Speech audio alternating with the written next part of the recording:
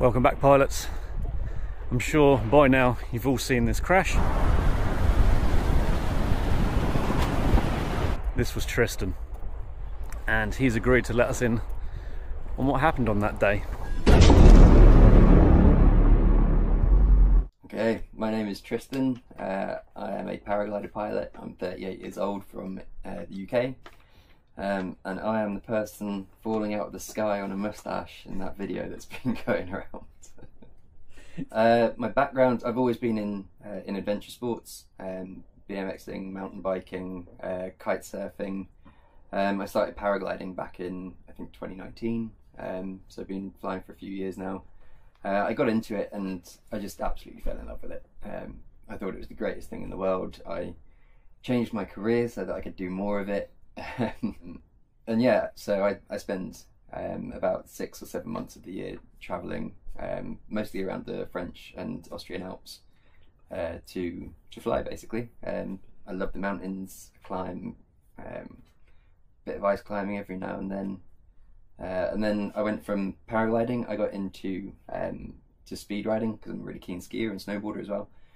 So I started speed flying and speed riding, and so I've been doing that for a few years. And then around sort of December this year, December just gone, so around a year ago, decided to get a moustache and go into parakites and have a little play with that. And now we're here. Probably up to around 1,000, maybe more, maybe sort of 1,500 hours. Yeah, I think the majority of the years I've managed to fly it. I've had some years which were less, somewhere, you know, like I think my first year I was like 50 hours, but then I've had other years where I've done, you know, like 300-400 hours. Being on a paraglider and soaring the coast it's really nice. It's really beautiful, and you know, it's quite nice having just sort of really calm air. But on a moustache, it just brings that next level of fun and enjoyment. Yeah, it is. Yeah, I used to spend hours at a time. I mean, I'd take off at like 9 o'clock in the morning and then fly until, you know, 5 o'clock in the afternoon. I just wouldn't land for the entire time. So I do like 8 hours in a day of just going up and down the coast. There is in no way, shape or form any question about your currency under your wing. No, Full stop. No. I'm pretty current. Yeah, current. I've just come back from a couple of months out in Chamonix and the Sierra Nevada mountains down in Spain. I did a little trip to Junipilo on the way back as well. So the day of the accident, we arrived at, I think I got there about 10 o'clock in the morning, and it was flyable. It wasn't, you know, it wasn't really strong wind, but it was nice. It was really soft laminar wind. We flew for probably about an hour, and then we landed and we went for some food, came back, and then got back into the air. The wind had dropped off for a little bit, so we just we waited it out and got back in. And then, yeah, we flew pretty much all day that ridge. The lead up to the crash, we'd probably been flying for, I don't know, like maybe 4 hours, something like that. Easily. Yeah, all up and down that cliff line. I'd hopped that particular area in question countless times that day. Yeah. Yeah, so it was the classic. I actually instigated it as well. I'd landed with you guys and sort of said, let's just go and do one more run down the coast, and then we'll call it a day. Which is always an error, you know, saying let's do one more. It always goes wrong. Yeah, we went down the coast, all in a line. There was 5 of us, sort of flying, all flying together. Had a really, really lovely flight down there. We did notice that the wind had started to switch, going from southerly to slightly southwesterly, but it was still working along the cliff absolutely fine. We got down to the end, turned around, and again it was really, really lovely coming all the way back up the coast until we got to the fateful area where it all went wrong. So I knew that the wind had started to turn southwesterly, and so therefore it was in my mind that area was going to potentially be a little bit rotary. So I thought I'd better give it a bit of a wider berth than I have been all day.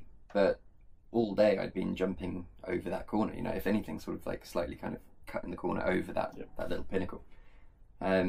So I flew into the corner, and I sort of suddenly thought, hang on, like we should give it a much more wide berth. So I put in a fairly sharp turn. Well, I mean, you know, for a paraglider it would be a sharp turn. For a moustache, it's not that sharp. Yeah.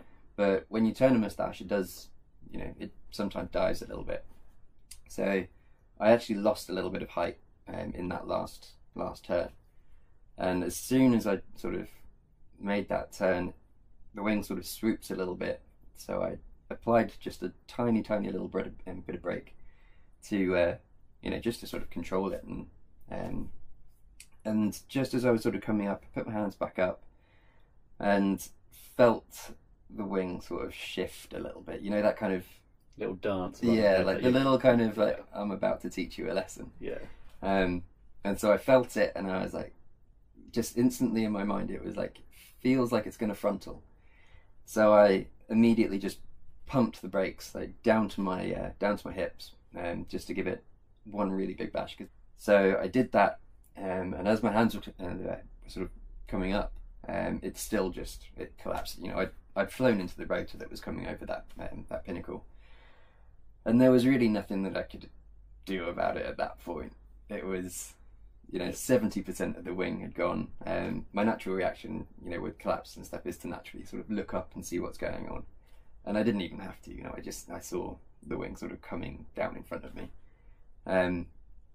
So yeah, the line that I chose was wider than I'd been doing all day. And I just misjudged how wide I really needed to take it. I was also a little bit lower than I ideally would have liked to be.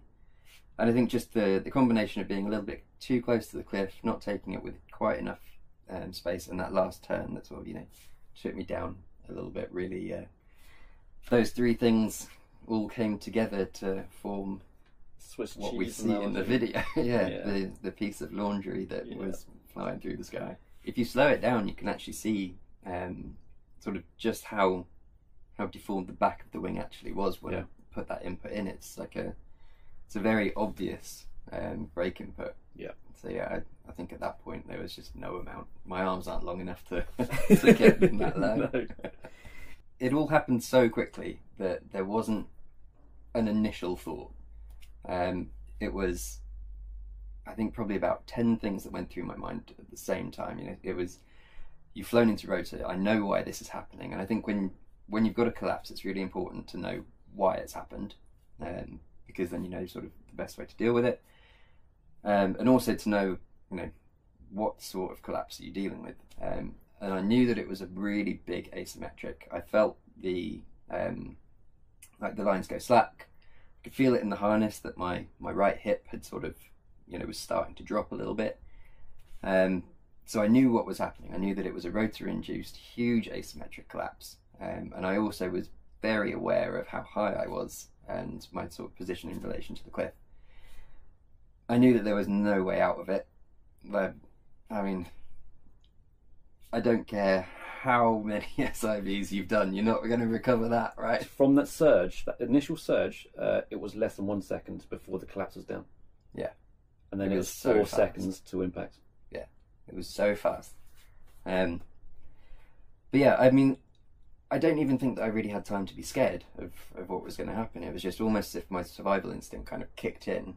And I just went, that side's not flying, put that hand up, as much weight shift as I could onto the right side, which is quite difficult when you're falling to that side. So I tried to put that like left leg down as much as I could, but I was also sort of starting to fall back as well.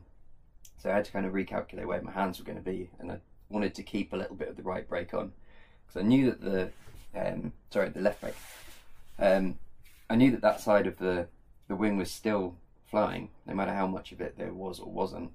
There was still something there, and that's always going to slow down your descent. You know, if part of the wing is flying, you're not falling out of the sky. You're just flying downwards really fast. Terrible glide angle.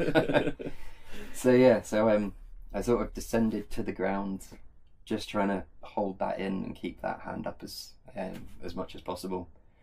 And just kind of, I think once I realised that the wing was still flying straight and I wasn't rotating, the wing actually did a great job of staying straight.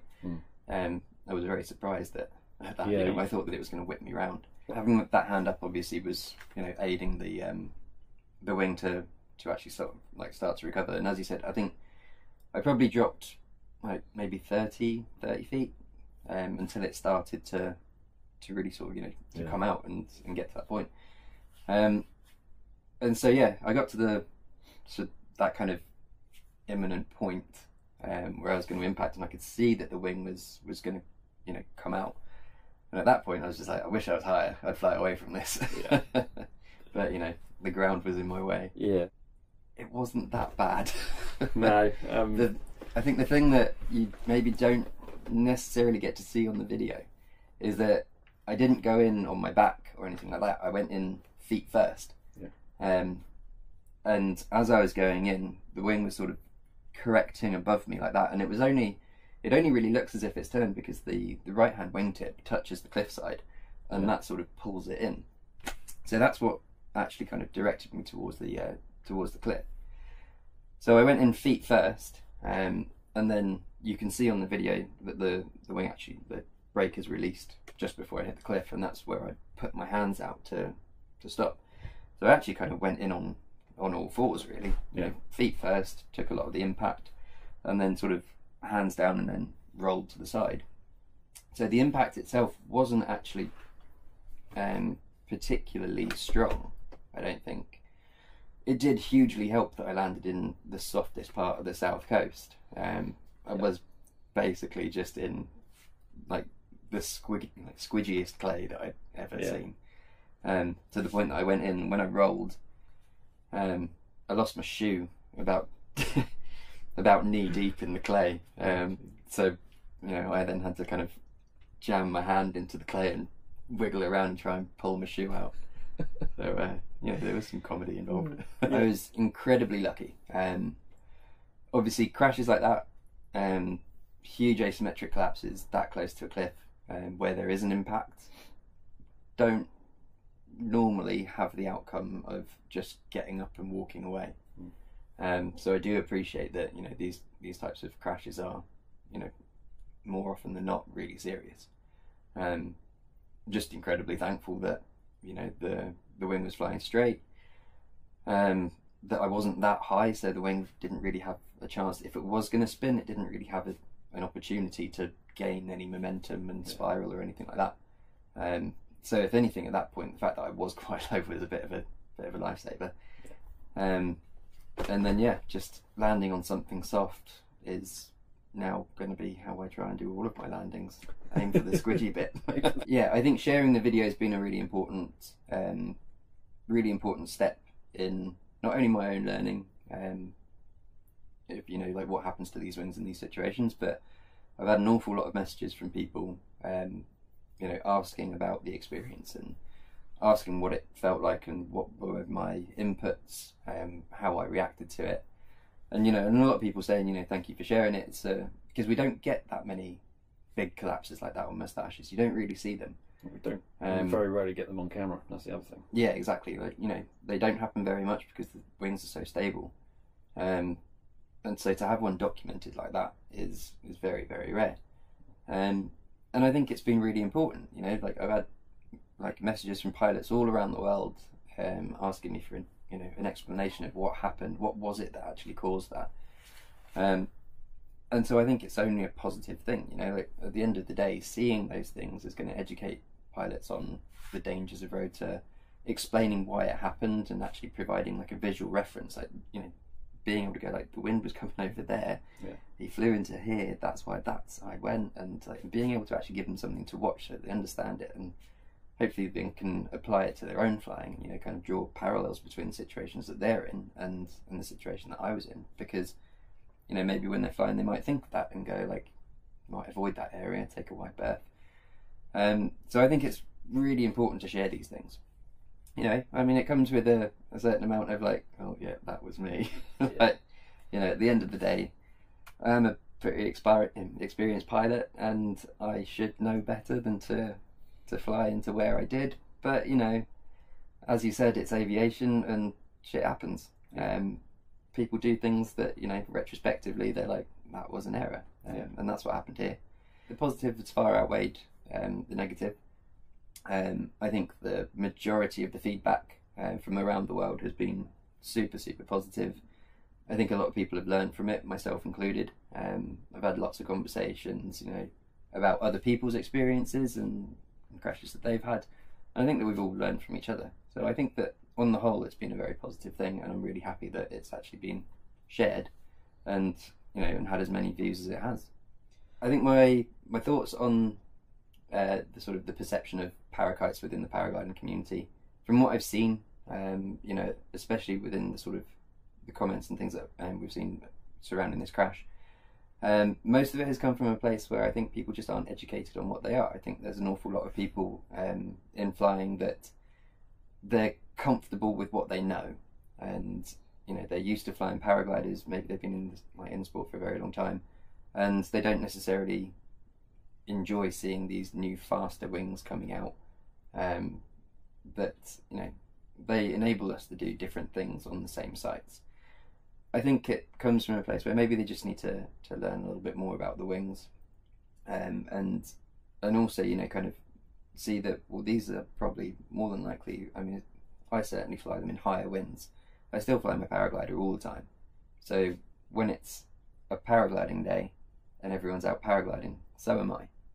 And when the wind picks up and everyone lands, then I go and get my mustache and I play in the stronger winds, because I can still fly at that point, and it helps to keep me more current.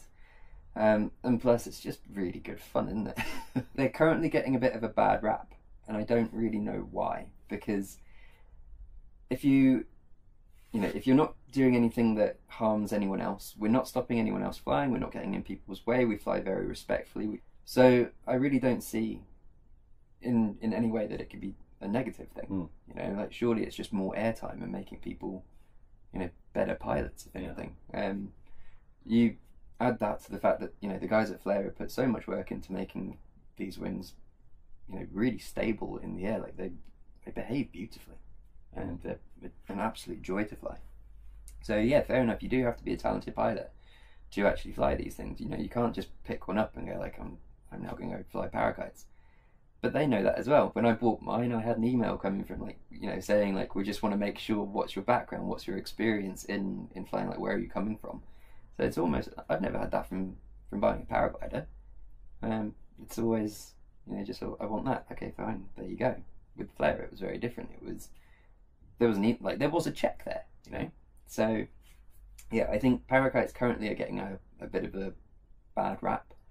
But I'd love to sit down and have a conversation with someone who has a negative opinion about it, because at the end of the day, I did that. I floated down to the ground in a speedy way. I was flying 10 minutes later. You know, I was very, very lucky to be able to do that. I'm just wondering what to do with the kilos of clay that I took home. I might take up pottery. There's still some clay on the wing, but I'll give it a wash, maybe on the weekend. I've already flown it twice since that, so yeah.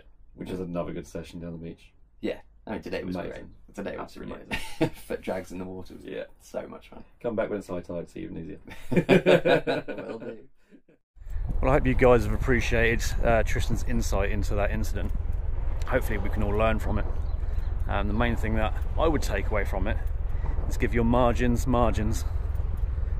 Be safe out there, guys. Until next time, I'll see you up in the air.